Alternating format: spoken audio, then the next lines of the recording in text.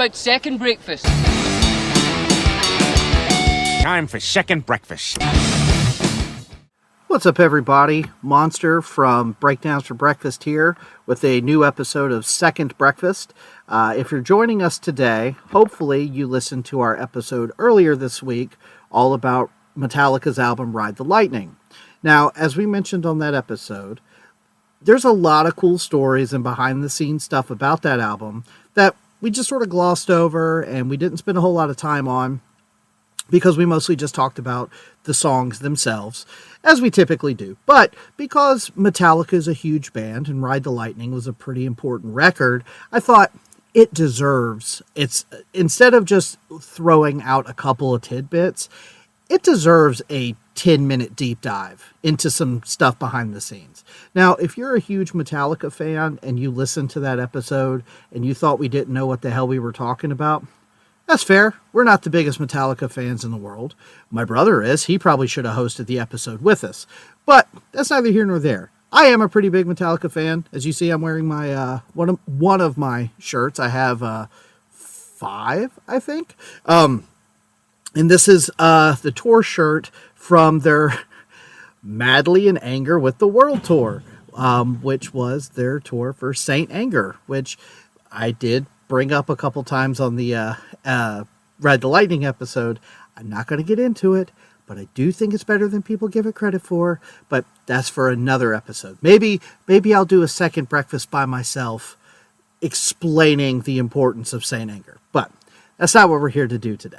So what I want to do was just go through a little bit more information about the writing and recording of Ride the Lightning. Because another thing, some of these second breakfasts, I'll go into like a band history and kind of do a deep dive.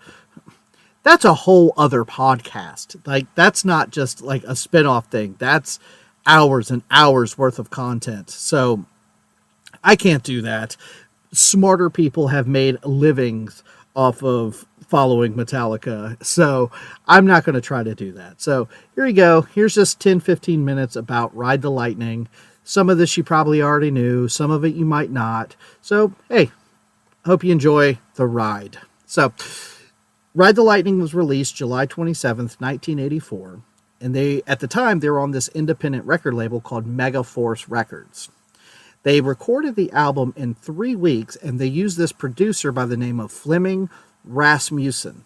Now, the reason he sounds that way is his name is because they recorded this album at Sweet Silence Studios in Copenhagen, Denmark. Now, the reason they picked this producer and this studio, partially because Lars is from Denmark and he knew people there, but they specifically sought Rasmussen because he produced Ritchie Blackmore's album, or Ritchie Blackmore's Rainbow, or just Rainbow, whatever you want to call it. And they really liked it. Now, longtime fans of the show, if you're paying attention, Ritchie Blackmore and the band Rainbow should ring a bell. Because that was the band that Ronnie James Dio sang for. So, cool little throwback there.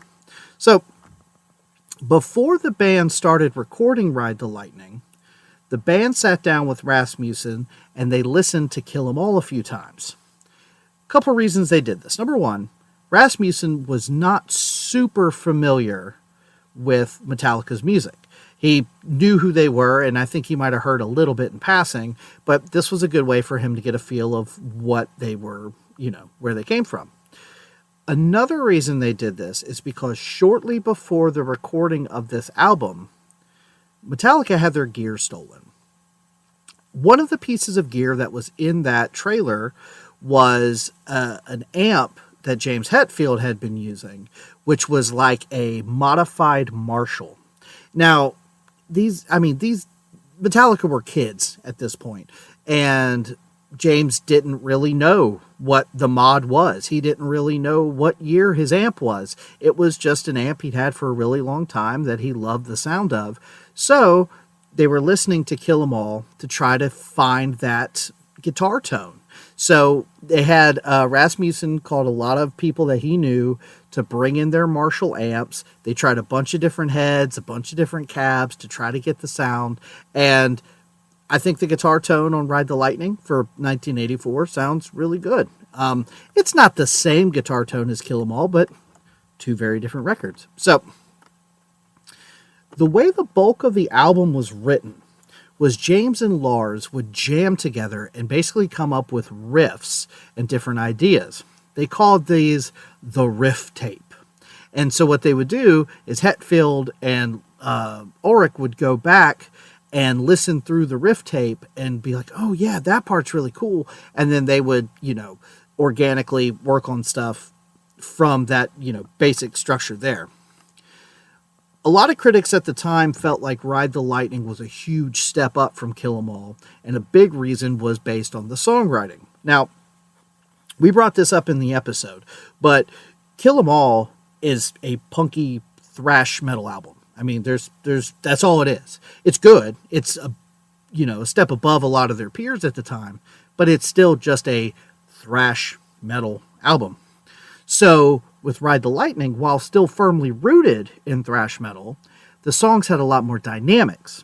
And a lot of this was contributed to Cliff Burton because he introduced the band to music theory and, presented that to James, and that kind of changed the way James was writing songs.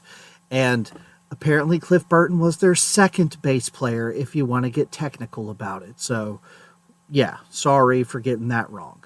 So, I mentioned this in the episode, but in case you missed it, the beginning bell sound from For Whom the Bell Tolls was not actually a bell.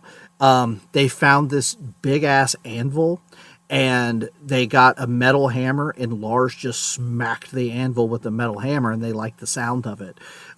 There's some debate on whether or not they pitched it down or slowed it down to make it sound more ominous, but it's not a bell, it's an anvil. The song The Call of Cthulhu, which we did discuss that too, being a horror fan, an H.P. Lovecraft, I'm not going to say fan, I've read a few of his stories. Cthulhu is definitely not spelled Cthulhu, but anyway, The Call of Cthulhu was originally called When Hell Freezes Over, which I'm not real sure why they changed the name. My first thought was maybe because Trapped Under Ice and then Hell Freezes Over. Maybe they didn't want two cold references there. I don't know. This also came up, and we mentioned one, but I don't think we ever mentioned the second one. But Ride the Lightning was the last album to receive writing credits from Dave Mustaine. Now, we didn't get into this, and God knows, again, all this is out there. You go find it. More intelligent people talking about it than me. But for anybody that's been living under a rock for 40 years, Dave Mustaine was in Metallica before Kirk Hammett showed up. So, according to Dave, he helped write a ton of Metallica songs that Metallica would eventually go on to use. I don't know. It stopped at Ride the Lightning as far as getting credit on the songs. But the two songs he receives writing credits for are Ride the Lightning and on Call of Cthulhu. Now, this was really cool, and I did not know this. Maybe bigger Metallica fans than I will know this.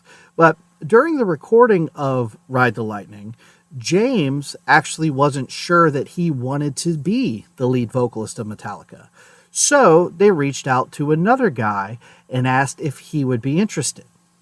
This guy is a guy by the name of John Bush, and he was the lead singer of a band called Armored Saint. Now, in hindsight, I think Metallica made the right choice. John Bush, on the other hand, might have made the worst decision of his life. Then again, without James's vocals and his lyrics, would Metallica be Metallica? Who knows? But yeah, so I never knew that, which, me and Danger did mention on the show that while James's voice was good in a lot of places on Ride the Lightning, it didn't have the gravitas that he's kind of known for now. So it's interesting that even at that time, James was sort of like, I don't know. So I mentioned this a few minutes ago, and then we talked about it briefly on the show. But the song Fade to Black is actually about dealing with depression. James said a huge part of the lyrics stem from when all their equipment got stolen. This includes that amp that was, not only did he love the sound, but I believe he had that, it was like his first amp, and it had a lot of sentimental value to him as well. And that happened only 3 weeks before the recording of the album. So they had to use some borrowed gear. I think they were on tour with Anthrax at the time and had to use some of their gear, and then used a lot of studio gear for the actual recording of the album. As I mentioned before, they recorded the album in Copenhagen, Denmark, because it was cheaper to record there than it would be in America. But they were super, super broke. Some of the interviews I saw, they were talking about they slept there at the studio.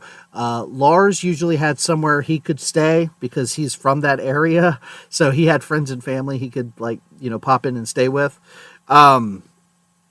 But they were like sleeping in storage closets. They were resorting to eating only like one meal a day so they could, afford more food and everything. Yeah, doesn't sound great. We also mentioned that they recorded mostly at night because you got a little extra time by recording like the night shift. It was a little longer shift. So yeah, they were doing the best they could, It's just so funny to think about that now, knowing what Metallica becomes, knowing that this was how it started. And I mean, that's pretty neat to me. I also mentioned this. Everybody knows Monster, big horror fan, loves Stephen King.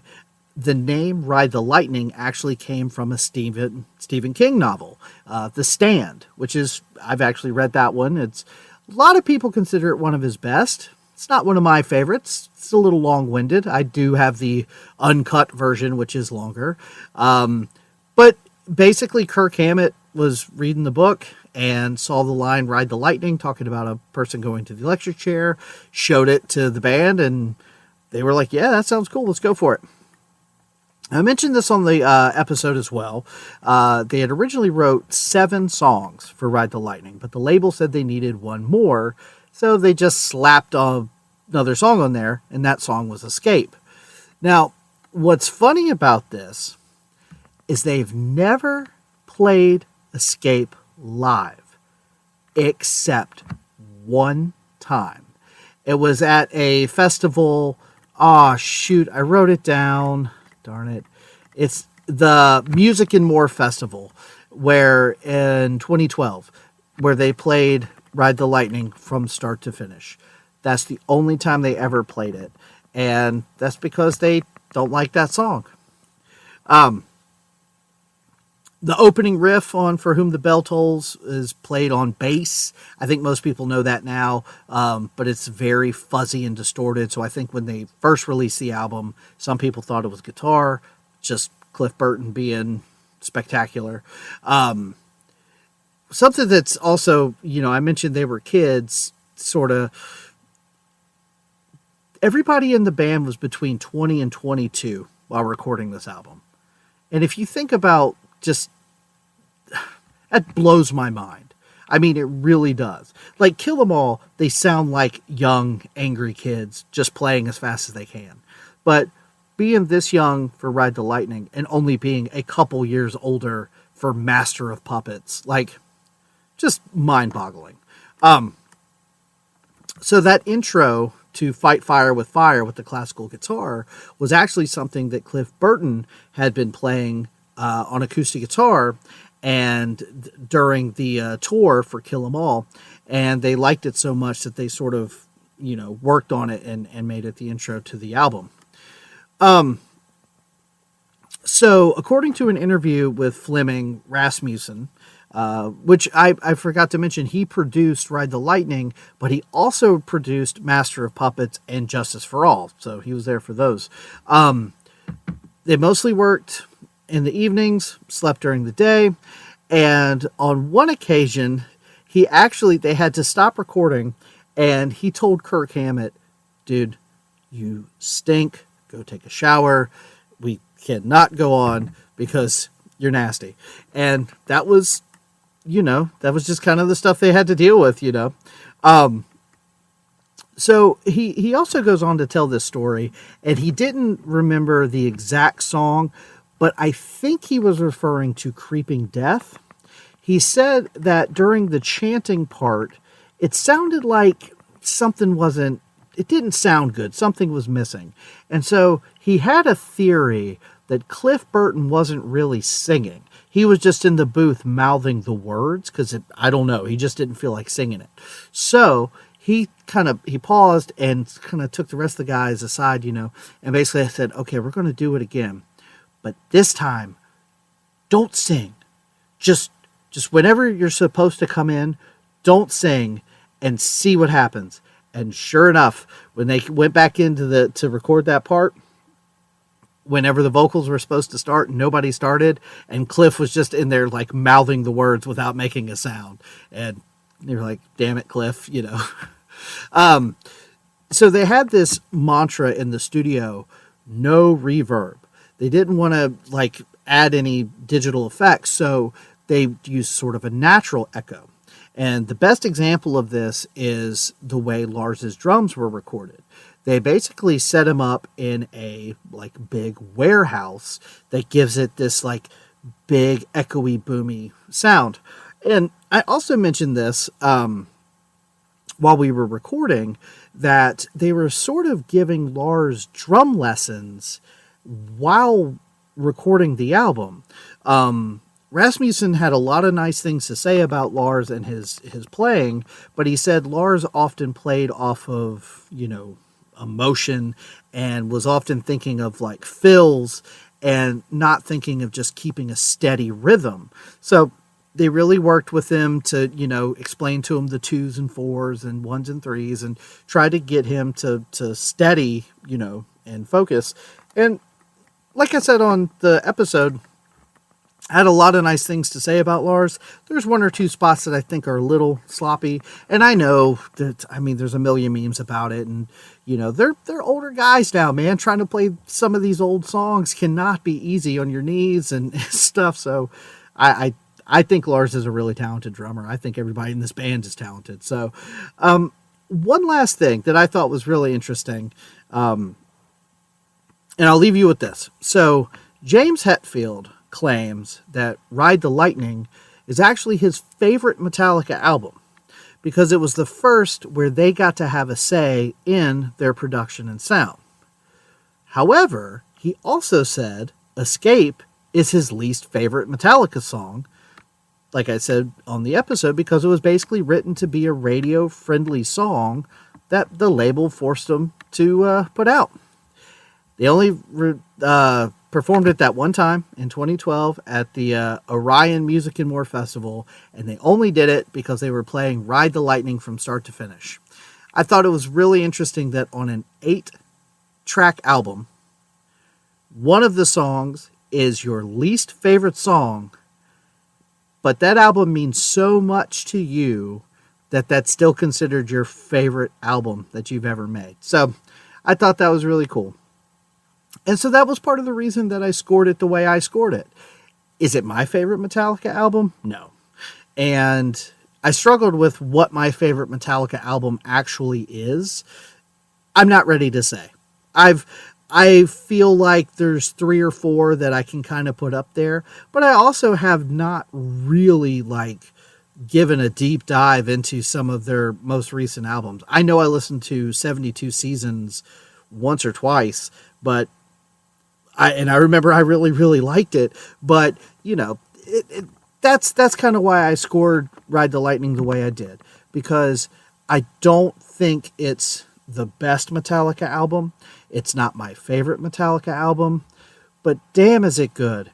And if they hadn't done what they did on that album, I don't know that Metallica would be the Metallica we know now. So I find it to be a very important record, not just for Metallica, but for heavy metal in general. So thank you guys for tuning in. I hope you enjoyed our episode.